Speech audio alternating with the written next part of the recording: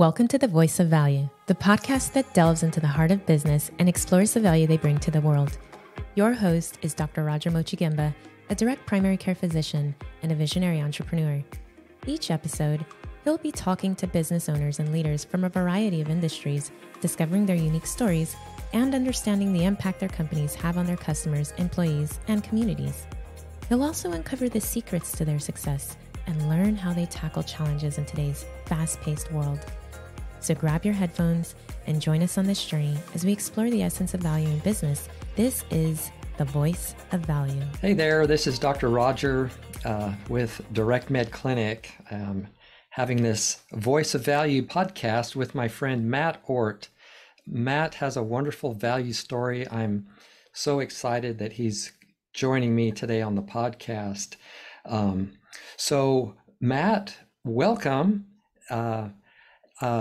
You want to give us a little background on yourself and how you came into this position where you were able to make such a great value impact? Yeah, no, it's great to be with you, Roger. Yeah, certainly look forward to the discussion.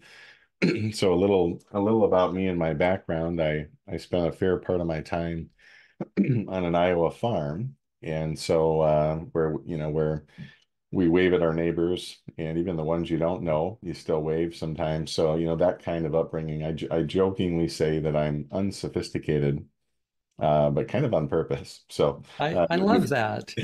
I grew up, I love the farm. I used to stay on the farm with my grandparents, and they had this thing in Texas called the Texas High sign. And when people are driving down the road, they would do that. Right.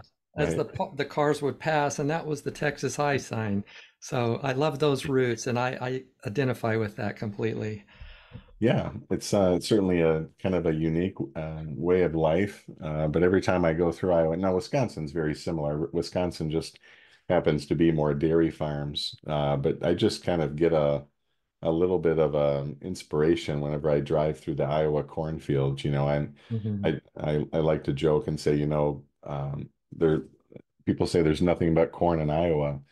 And I say that's not true because we also have soybeans. But even if you look at the biggest city in Iowa, which I think it's Des Moines or Iowa City, but not very big. So just that kind of life. Now I go to the city a lot now. I'm speaking in many states, and so certainly getting my share of that. But I think, we're all kind of a product of our roots, if you will, of our upbringing. And I think if you look at my story, it's kind of that practicality. It's that, it doesn't have to be fancy, but as an HR leader, although when you get into healthcare, it's complicated, right? So you've got to be able to process and break down the problem, if you will. But as an HR leader, and I believe we should all view it this way, but I supported in my career, hundreds of people, sometimes, I think always bigger companies. The smallest, probably 300 or 400, and the biggest, like a Toyota, like a plan of 8,000, which I just had a portion of that. But I took it as a responsibility that I'm there to help them. That this is just the way it is, or it's too hard to fix, or I don't have time is never really a good enough answer. So I think maybe it's a good start just to say I kind of took that as a burden, that if the people that I were leading and supporting were suffering, well, then that was my issue just as much as theirs. So I love your grasp on the responsibility of your position. And I feel that in a big way as a doctor. I live that every day. Yeah, I think I've always, as almost oversimplified as it sounds, the golden rule, really, when it comes down to it, right? If you were in their shoes, how would you want to be treated? And so I've always, I guess, just kind of maybe cared about others. I think it's important that we look outside of our own little world sometimes and do that. So as I was at Merrill Steel, I was made aware. So I started that role as the VP of HR in 2016. And this was really not like it is today, where we're spreading this plan now across the state through self-fund health and offering it to employers and helping them. In 2016, it wasn't the start of the Wisconsin. I mean, you could even go back to the early 2000s where John Trinas was working on it, and he wrote his book later. So my book is the second of its kind of an employer success story. But in 2010, I think was the first DPC, at least in Wisconsin. And so we're Mhm. talking about kind of early stages, and a lot of them were kind of, and some were kind of concierge in nature. And then in 2015, I think we had around, in 2020 rather, we had around 15. So it gives you an idea. It still really wasn't taking off. And Mhm. then today, just 4 years later, we have 123 that I count. So I mean, Wonderful. it's going, it's And going so, now. So so you're referring to 123 now direct primary care clinics. yeah, Okay. actual clinics. Sorry, yeah, actual clinics are not companies, but actual clinics, which same difference, right? We'll take it. And then Mhm. a lot of direct specialty clinics as well. So hundreds of those. Okay, wonderful. So that's um, when you came to Merrill Steel, if I'm not mistaken, they presented you with a problem, right? They did. So the owner, so we talk about owner buy-in. That's one of the things that'll shut down even the best of ideas within a company, right? Is you've got to get buy-in. I had a little bit of an advantage there.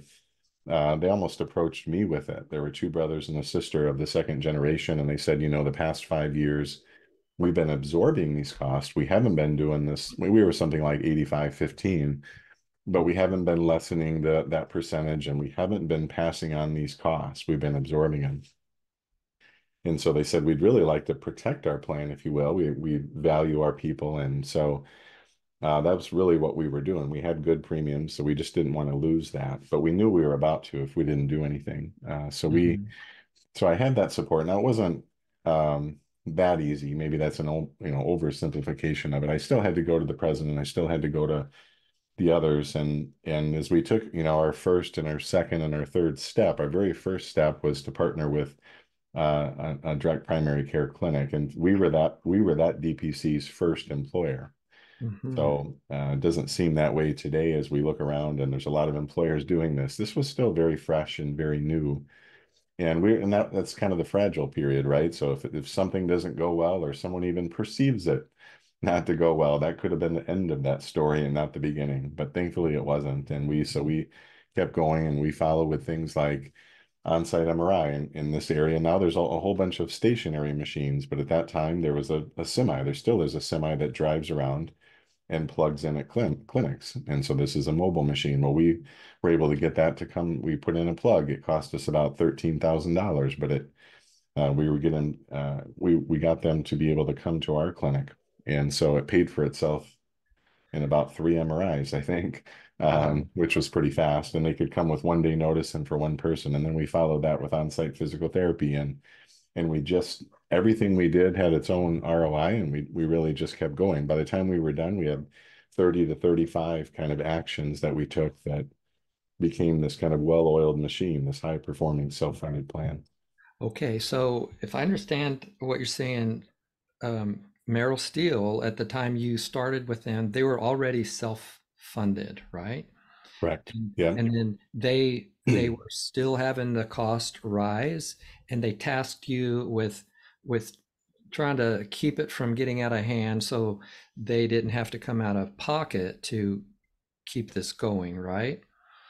That's right. They would have had to have start passing it on, which would have made the plan degrade, like many employers' plans have degraded. And you Mhm. make a great point. I always like to spell this out: is that you can go from fully insured to self-funded, but if you've ever heard, and that's fine, if you've ever heard the phrase, though, we tried self-funding and it didn't work, and that when you'll always Mhm. get a response out of me when you say that, and I always just like to clarify, how you fund your plan is one thing, but then how you determine or how you affect your plan spend is another thing. So they're very different. They're very separate things. I mean, they're intertwined in terms of how the plan works, but it wasn't the funding part that failed. It was that you weren't managing your cost. You weren't shopping for value. You weren't treating your health plan or your health care like you would any other area of the business. These companies have these skills, they have these mindsets, they do it for everything else. We do it for everything else on a personal level. And so as we learn about free market concepts and opening up the free market that's been suppressed or monopolized, some amazing things can happen. What do you think, Matt? Are some things that could happen to a company that says we tried self-funded and it didn't work? What are some things that could go wrong? And then maybe you could from that talk about Mhm. your employer healthcare success formula. Mhm. Yeah, and if you think of self-funding as just kind of another way to insure, so if you don't reduce the risk or lessen the spend, then you're more or less acting like you're fully insured, right? If you were to um, change the coverage on your car, and the way you fund it, maybe you take on more of the risk and you fund part of, I'm going to say, I'm going to put part of that money in savings. I'm going to take liability only and put it in savings. Well, if I don't change the way I drive my car and I drive it like I stole it, and my foot's in, as they used to say, the carburetor, showing my age, there's no carburetors anymore, right? But I'm not reducing the way my risk of an accident, then I haven't changed anything. So we see the norm of the health plans today, both on the fully insured side and on the self-insured side. The norm is to roll the dice like a Yahtzee. We roll the dice in January, but instead of adjusting and reading them early, we read them in December and we say, how did we do? Like it's almost like just chance. And so Hmm. we've got to do better than just hope no one gets sick or hope we didn't overspend on something. And the way the healthcare system is today, you're going to overspend, especially if you get something serious. And so we've just got to start digging in and managing those costs and shopping for, as we say, shopping for healthcare instead of shopping for insurance, right? It's bigger than if you talk to an average consumer, and I was just talking with several people yesterday. What have we been trained to do by the insurance industry? Just look at how much our card covers. What's my part of this? I don't even care what the total is. My part is 3 grand. That's it, or 5 grand is my max. And we've got to change this mindset and say, what's the procedure cost? It cost 100 grand. Maybe it should cost 20 grand. And when we start managing plan spend, right? This year's plan spend is next year's premiums. And so even if our card covered it this year, my premium's going up, and I don't like that either. So we just really begin to manage it like you would anything else, as simple as that sounds. So I love your approach to that, where you're asking a company to to take take a really close look at how they're going to do it, not just say, okay, let's try this, and then they don't change anything, right? Mhm. And then they just let it happen. But instead, you're saying there's specific things that need to be put in place that manage cost, right? Absolutely. And it's not as complicated as it sounds, right? I mean, as I Mhm. joked as a farm boy, we Mhm. go out and we buy a tractor or we sell our corn. When do we know how to sell our corn? We play the market and we play the game. And if it's a bad deal, we walk away.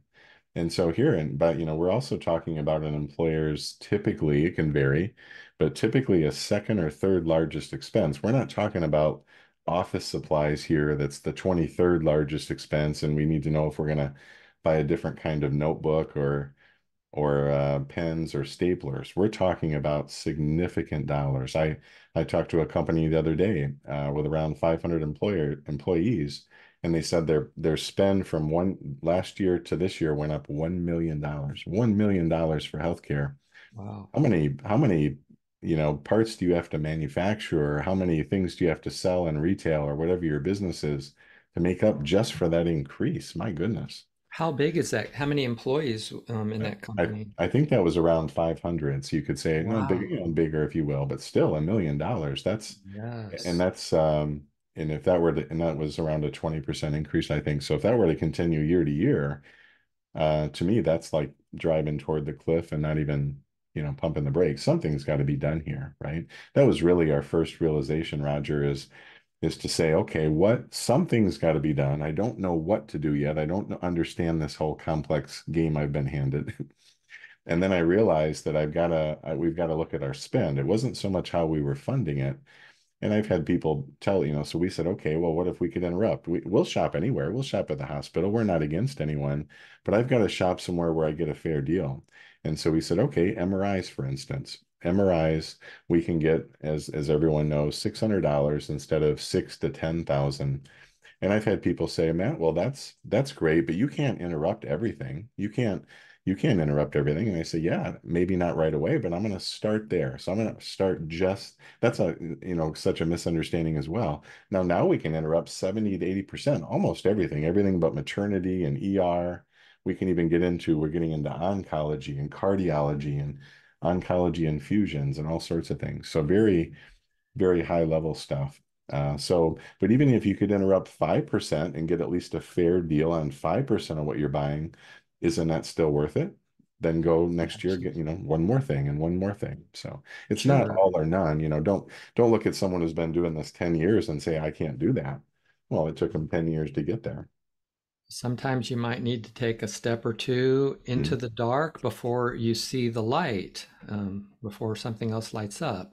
Mhm. You mentioned that at Merrill Steel, you helped them put in place an on-site clinic, right? Mhm. How many employees were at Merrill Steel at that time? We had around 500 employees, and we were at two locations. There are three locations today. They had a new plant in Iowa, of all places. Mm. But that was after I left. But we had around 350 there in central Wisconsin, and then double that for members. But if you talk to most early DPCs, and I heard a lot of people tell me you need at least 1,000 people. You cannot do an on-site. Now, Nearsite's a little different, but we broke all the rules because we had about 150 people, employees. So say maybe roughly 300 members in Missouri, and we put a clinic in there too. And so That's we great. weren't necessarily going by what everyone was telling us wasn't possible. We were going to try it, so we can always change it later. We ended up with clinics at both locations. Yes, I love that because Direct Med Clinic also has an on-site clinic with an employer of about that size, and it's it's it's not it's not typical in the world of on-site clinics to be able to have an on-site clinic with a company that has like 500 employees, but in the direct pay world, things are different, right? We can take a look and see if it's a good fit. And it was a good fit there, and it's a good fit with us, the one that Direct Med Clinic has. So thanks for Mhm. sharing that. And then did you say you literally brought in like a power outlet to where this portable MRI could come? Yeah, so way back and through school, had started and ran a construction business. So I kind of tapped into those skills a little bit because we had, even to remodel our clinic, which was 1,800 square feet above the lobby, our first quote was 400, like 385 grand. And I'm like, this is a remodel. Like couldn't we like build a really nice building? And so we said, well, let's get another quote, right? I'm trying to lead HR for the company and safety and, to play general contractor. So we got another quote and it was like the same thing. And so I just looked at this second generation owner and I said, if you're okay, I'll do it. I'll do it. Fine. Because I don't want this to stop. And I think we built that. So I served as the general contractor. We built it for 100,000. Mhm. And then we added, I think we were 100, maybe it was 150. I forget the numbers. So 150, and then we added another 100 grand to furnish it, but we would have done that before as well. So it was 150 instead of almost 400,000, then another 100 for tables and computers and so forth. Yeah, so So 250 all in. So I what do you think is the value principle here? I know. So one of the ones we're talking about is direct contracting, and so the is there another value principle that you can bring to light here? Yeah, I think, and just to make a quick point on that as well, if someone's hearing this and saying, I don't have 250, I don't have 150, that was on-site. So on-site is kind of doing your own thing. So if you go near site, by the way, you don't have that initial investment. You can sign up for per member. Hmm. But yeah, I think it's really just involve, one of the things I've always wanted to do is involve the purchasing manager. We had one, and although I helped him, and I won't get into personal stuff here, but he was helped significantly by this on the medical side. He had been I won't get into it because of the the medical personal stuff, but he was greatly helped by this plan. But I would have liked to have him help me manage the plan because that's the mindset you need. So we took it. We started with DPC. There were two big gains to DPC. One is that you're restoring, right, our Back to the Future FMMA. We're bringing back primary care to what it was something like 30 or more years ago. We're just bringing it back to the relationship and the time and so forth. And the big second gain from that is that smooth referral, right? So patients listen to their doctor, and they'll listen to their doctor who has to refer them to expensive care in the hospital system, or they'll listen to their doctor in the independent clinic who says, I have way better value for you. I have affordable MRI, I have affordable X-ray, I have affordable surgery, etc. So it's that smooth referral because you have to get, and the plan design changes, but you have to get the patients to want to do it, or you don't gain anything. I think there's so many maybe so-called great strategies out there today, and then you start digging in, you say, how many people are using it? Like 3 people on the plan in the whole year or something. Well, that's not strategy. That's nothing, right? That's like just I don't know what you call that, but that difference between knowledge and wisdom. You can know a lot, but if you don't know how to get people to do it, I'm not sure you're going to gain anything. So Matt, when you started, was there a lot of engagement or utilization of the employees with this self-funded plan? And when you started to make changes, how did the employees accept it, and how did they start using it? Yeah, that's a great segue, Roger. And I think many overlook this. They say, well, we do DPC and then so forth, and they forget about that you're right leading people in a change. So I don't think it's unique to this healthcare thing. If you have a new product in a company and you lead it poorly, it's going to fail.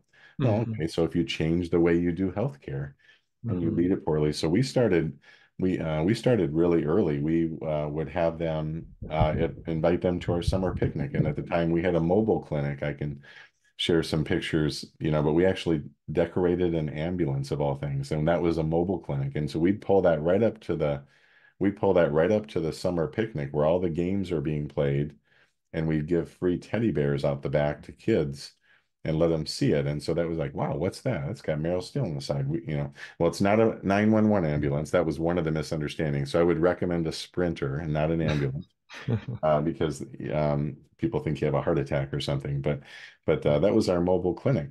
And so then we'd have new hires. We said, we actually, once we had our healthcare momentum and we started saving money, and it was really a good way, or a free way for the members. We said, okay, we started doing commercials, even expensive Packer game commercials. And we would take, as a part of our normal interviewing process, we would take new hires through there. So right from before they were even hired, they were introduced to the clinic. And so if you look at and through their drug test and then through their wellness program, we would have them come down for coffee and say, roam around the business. It's okay. We want people to see you. We want to get to know them. So if you look at those best practice stories or those successful stories, at least the ones I've seen, but I think it's fair to say that all of them had 80% or more participation. In other words, this wasn't some strategy that somebody's talking about that nobody's actually using. This becomes the new norm within the company. It's still voluntary. You could still go wherever you wanted, but they were choosing to use these new options. That's wonderful. And what we found is when we are engaged with an employer, that at first people don't really get it because they're used to the traditional insurance model instead of the direct pay model. But then utilization and engagement always goes up because they come in, they have an experience, it's a good one, and then they talk about it. And then I wanted to mention also, in case somebody is not familiar with the Nearsite concept, if an employer is not big enough to have their own on-site clinic, they can use a DPC or direct pay clinic that's near their location. And we provided that for a company that was near the airport in San Antonio. And they were contracted with a a healthcare entity to have a part-time on-site clinic. Then that entity pulled out and they kind of left them. And we came in and made a proposal to them. Our clinic was less than 5 miles away. So we presented that in the form of a Nearsite clinic, and it worked out really well for them. So that's a Nearsite clinic. Another idea is if there are a few companies in an area and each one of them is not big enough for their own, they can pool their resources and a clinician or a clinic can come right in the middle of them, and they all participate and create that Nearsite clinic for a group of local employers. That's another strategy. And so we talked a little bit about how the employees were engaged to use it. And one thing that we didn't mention, but I can speak to it from the standpoint of a doctor, is that we want a lot of engagement from these employees, because the more engagement a person has with their doctor, the earlier we can find things that will lead to high cost in healthcare. And the more access a person has to a doctor, the more we can manage their diabetes or cholesterol or whatever chronic condition they have, which if those things go unmanaged for a while, somebody might get by, but it's going to cost them even more down the road. So that's why access is so important in what we do.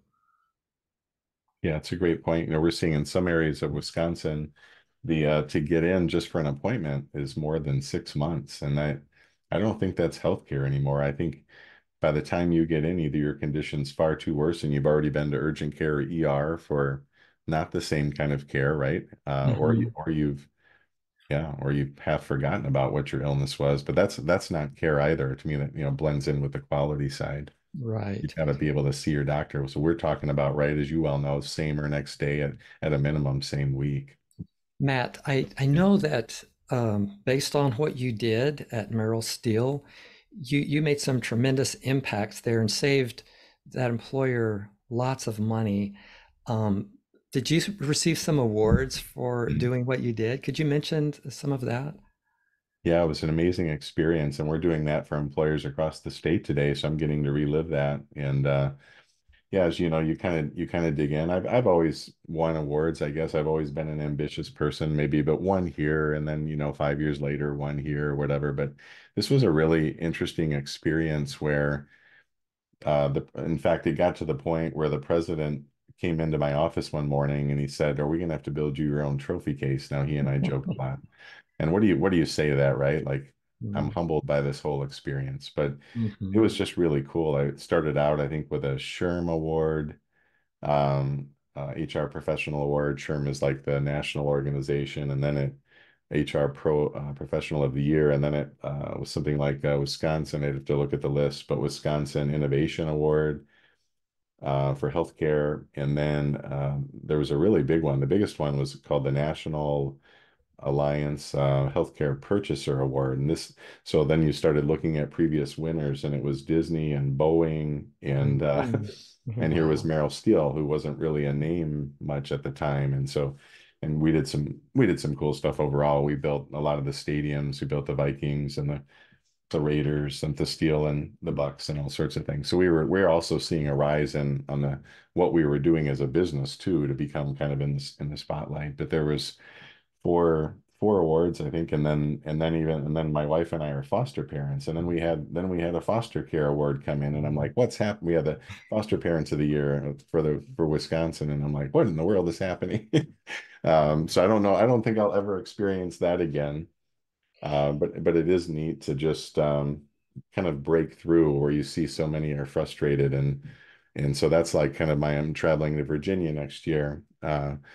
And or next week rather, and that's one of my first things that I say is that I'm here to tell you that it is possible, and I can and we can learn how. And so I think that kind of mental block is overwhelming. The 4-minute mile, or whatever analogy you want to use, when people actually start to believe it is possible, the whole game changes.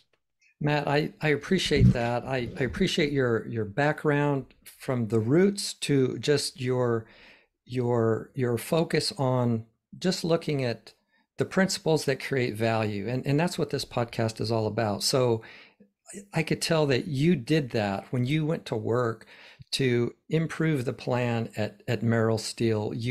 There's great value in just boiling the problem down to the basics, right? And then just going to work on them. And in fact, I've got a copy of your book here. It's called Save Your Company, Don't Feed the Beast. And in that company, in this book, you tell your story about how you got to provide this great value and save money and for Merrill Steel. And in here, you mention that there's a formula that you came up with. Could you say something about that? Yeah. Yeah, certainly. When we started to get all this attention, then central Wisconsin, which is the most rural area of Wisconsin, started to come alive. They started following, and my phone, DPC was the first step, and my phone started ringing. And so then they would ask how to do it. And the joke was, what are you doing the next 4 hours? This is like not a quick explanation. I can give you some value things or free market shopping. But then it's like there's these 10 walls in your way and you have to kind of rearrange and move. So I came up with this idea of a formula. And it was interesting because writing a book is a very developmental process, right? I mean, it forces you to articulate and to organize in a way that maybe you haven't even done yet. So it was, okay, what's the order of this thing? And how, if I were to teach someone how to do this, what should they do first? And what should they do second? And what do they need to know? And so the processing is what led to that book. And even writing the book, I was changing a little bit of the order and different things like that. So, Mm-hmm. but it's a neat process. Yeah. So it's really a guide. It's really a guide for how an employer, an advisor, anyone wanting to an MD influence. I've even seen MDs becoming advisors now. I know of at least two in the nation, right? So anyone wanting to fix the employer plan, someone within the company, of course, HR, CEO, CFO. I still believe I don't really have any regrets. There's not really anything I would change. So I'm pleased with the outcome. That is the secret of how to do it if you're really wanting to dig in and learn. So, Matt, what would you say would be if you're an employer, either an HR or owner, company owner, um, what would be next steps or something that a person could do to start making some changes that will provide better access and more affordable care? What are some practical first steps that someone could do? hmm Yeah, it's a great question. I uh, was talking to Kendrick at the conference, and he has a favorite story. And he had talked, if you've heard it, the vacuum story. But I was supporting our custodial team, and and we fixed the vacuum like 4 times, and it was just done. And so we ended up, I think it took us about 30 minutes. We talked to the rep. It was pretty clear that the best value was the same vacuum, just a new version of it. And so, but then I realized there was a purchasing process. So I found myself going through this detail and um, getting 3 quotes and so forth. It felt a little wasteful, but it was interesting because this vacuum was less than $500. But I realized as this purchasing manager, who is a friend of mine, was kind of badgering me through this process. Um, I realized that morning I had signed off on our stop loss. This was before we really had dug in for 700 grand. And he didn't even know what that was. And all I needed was a nod from the CFO. And I realized that Merrill Steel and pretty much, I think, every company out there, that healthcare is off the radar, that it's not treated as a purchase. So I would say that would be number one is this needs to be on your radar. You have the skills. Once you learn about how the healthcare thing works, right? So maybe there's a little bit of learning, but you're still purchasing a service. You're purchasing healthcare. And then I would say from there, you got to start asking questions. Who are my partners? I went in one morning, there's another story, which I won't get into it, but I wrote them all on the board and I started, I wasn't even awake yet. It was like 5 a.m. And I started evaluating. And really the first question is, how are my partners paid? Right? Is their pay when they make more, is my plan getting better? Or when they make more, is my plan getting worse? Are they actually, as oddly as it sounds, make incentivized in a way that my plans that, the seller wins and the buyer loses again? The buyer's been losing for like a couple decades plus. And so we've got to get this pay thing aligned, and we have got to know who's on my side and who's not. And if they're not on my side, then I need new partners, because I'm never going to win with the enemy within. And so even though they may seem like they're my friend and they're taking me out to lunch and so forth, I've got to know, I've got to start breaking down all my cost and who's, not just who am I paying directly, but who's making what off of my plan.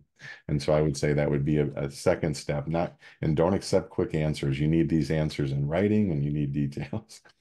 Get your CFO involved, whoever's leading this charge, CFO, CEO, get the right resources involved so that you can analyze these things well. What a great couple of points. Thank you for sharing that. And I know we're running short on time now. I wanted you to take a minute also and talk about the conference that you're planning. Yeah. Yeah, we just finished the FMMA conference, which was pretty awesome. And so we're both chapter leaders, I think, for FMMA. So yeah, and we're growing as an organization. So this is something, kind of a branch of what I started in 2018, which I had initially called the Healthcare Best Practice Group, which is really pretty much the same thing. They're not all members. This is just a contact list. But it's really the same thinking as the FMMA. It's people who want to improve healthcare. And so we've gone around and we've lit brush fires, as I call them, with smaller events. We did about 5 the last 2 years, right? So free education. Here's how it works. Here's some success stories. It is possible. And then this year we're having August 28th and 29th. We're having it's only a day and a half, but it's going to be a much larger group, around 300 people. There still are tickets available. And this is where you'll get to hear speakers like Marshall Allen, and Keith Smith is coming up, and just a long list. Julie Selesnick, John Torinas in Wisconsin is pretty well known. He wrote the first book, The Company That Solved Healthcare. And even some fun stuff like Charlie Behrens. If you're from Wisconsin, you probably know who Charlie Behrens is. He's a comedian with a grassroots. If you're from outside Wisconsin, maybe not. But also Miss America, who happens to live 20 minutes from me. She was Miss Wisconsin, and I have to correct myself, former Miss America. She corrected me on that, but she was Miss Wisconsin in 22, Miss America in 23. And she has some healthcare experiences, but so we're just going to have fun. We're going to get together and continue to learn and make sure we're moving this movement, right? Talk is good, learning is good, but we've really got to keep the action going as well. Yeah, and I'm assuming you'll have some people speaking there of their success stories, right? Yeah. Yeah, we have. So I would say, this movement is like the 2 oars of a rowboat, right? So you've got the buyer side, the employers becoming knowledgeable, as we talked about. So we've got success stories from, I'll be there. I'm not going to give long talks. I'm more the facilitator or the MC. But 2 of the mature success stories in Wisconsin that have, there's 6 of them. They've all saved over 5 million, a couple of them over 10 million. Now there's like 10, 20, 30 that are being built. So this thing's going. The other oar of that boat is the seller side. Right now, it's focused more on the independent practices. Doesn't have to be, but those are the ones that are sharing their prices and have better quality. But if one of those oars is rowing, the boat's going in circles. So they have to be rowing and growing at the same speed.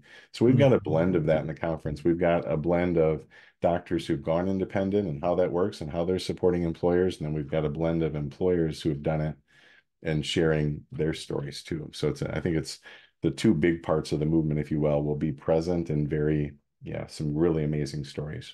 That's awesome. Matt, I want to thank you so much for doing what you do and for having the good success that you did, and then publicizing that so others can know that it can be done. And so thank you for your participation in this movement that we're all involved in, that creates affordable access to healthcare. So I would encourage all the listeners to get Matt's book, save your company, don't feed the beast. There's wonderful examples and formulas in there to follow, next steps and things to watch out for and things to do. So again, Matt, anything else in parting as we wrap up that you like to say or promote? Yeah, no, one of the things, if you hear from me, I always glad you can reach me at matt@selffundhealth.com, or I'm on LinkedIn as well. But I think we're past as Keith has said, and I've said many times, probably yourself as well, but we're past the pioneering stage. We're talking 10 years ago, or, when we were still figuring this out. This is really established now. It's a proven way. So it really comes down to that courage of how bad is it? How bad can I stay where I'm at? And I think in most cases that's no. But just really having the courage to lead change and to realize you have to do something. And so then you start exploring what are my best options and taking educated guesses. So to do nothing is to still have made a decision, right? And that's probably not going to go well for you. So yeah, reach out. There's a lot of people now that can support and help and educate and get in that game. And a lot of partners that can help you that are going down the road. Okay. So once again, thank you so much, Matt. Hope you enjoyed this Voice of Value podcast with Matt Orht, and we'll see you next time. Thanks, Roger. You bet. Appreciate it. You're welcome.